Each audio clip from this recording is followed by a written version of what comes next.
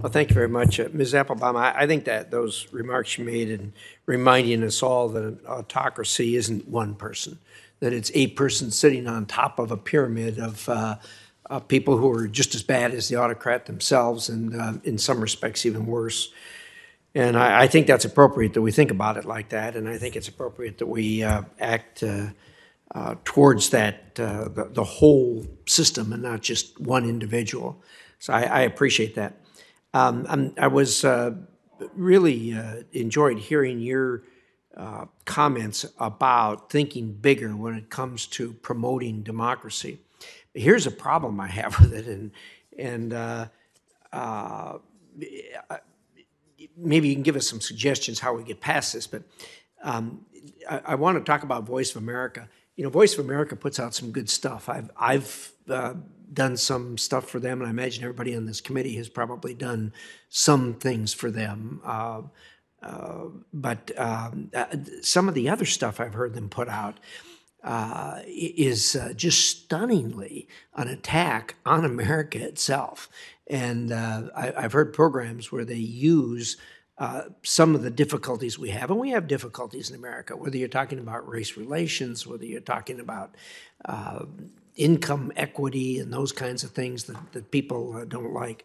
But I've heard some of those things Voice of America puts out, and I've complained about it, and I'm told to mind my own business that they have editorial freedom and they can put out whatever they want to put out, which I guess is true. But my gosh, the stuff I heard, I wouldn't want. I was dismayed that U.S. taxpayer money was using this to put. If I was somebody sitting somewhere and listening to this, say, "Boy, that's an awful place, this America place." What we've certainly got things better here under an autocracy than they have under a democracy. And so, what are your thoughts on that? I mean, I really like the idea about having a TV in addition to radio. We've all been around the world and turned on the TV, and in when you turn on in any major African city, you turn on the TV and you'll find a Chinese program that's done in Chinese and with translations for the people to watch. So I'm intrigued by that, but because of our freedoms and because of the disdain some Americans have for their own country because of some detail that they don't particularly like. How do you get around that? You've got some thoughts on that? Thank you so much for that question, Senator. I mean, I think you could have asked that question of almost any journalism: who controls it, how it should be shaped.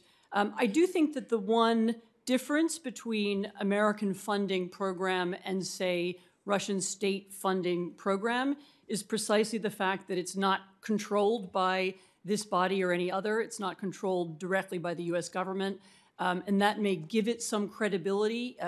Even though you might not like everything that it says, or I might not like everything that it says, its credibility comes from the sense of independence it has, and the more independence it is given, the better an advertisement for our political system and for our and for our media is. That doesn't mean that every journalist is perfect and every report is ideal.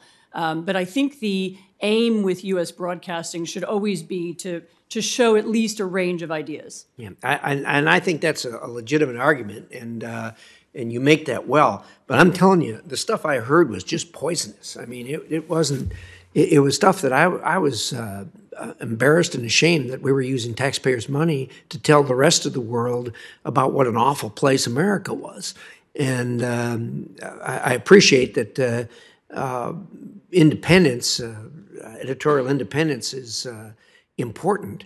But boy, I tell you, we were sure going in the wrong direction, and I think we were doing more damage than we were good by putting that out. So anyway, I think that's a problem. But I agree with you. I mean, our adversaries are spending a tremendous amount of money on these, as we all see when we turn on the TV, whether you're in Europe or in Africa or anywhere else. So thanks for those thoughts. Ms. Twining, do you have any thoughts in that regard? Sir, just that our way of life is very attractive and compelling, and I think we've spent a few years convincing ourselves that it's not. It's very compelling to people all over the world. the leaders of Russia and China have put their people in big propaganda bubbles, and they want to convince them that somehow we're decadent, we're internally divided, America's violent, all of these caricatures. And so anything we can do to help just tell the truth about the great country that we live in, we shouldn't forget that people around the world, including across Russia and China, actually would love to live in the United States if they could. So information should be working for us, not for our competitors. And I really appreciate the focus of this hearing, because we have a lot of work to do to get the real story in, not just about ourselves, but including about the corruption and just extraordinary totalitarian abuses that are happening in Russia and China. That's a good thought, and I think if you could get enough of that in people's hands, they would have a clear understanding of what a wonderful country this is.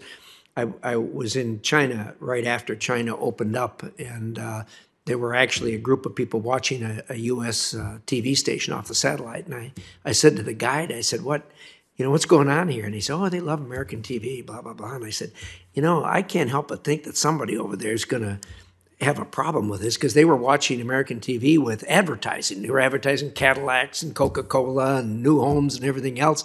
And I said, what do people think about that? He says, oh, the government tells them that's all American propaganda. That's not really the way it is over here. So I suspect that the more of that got out, probably the better off we'd be. My time's up. Thank you, Mr. Chairman.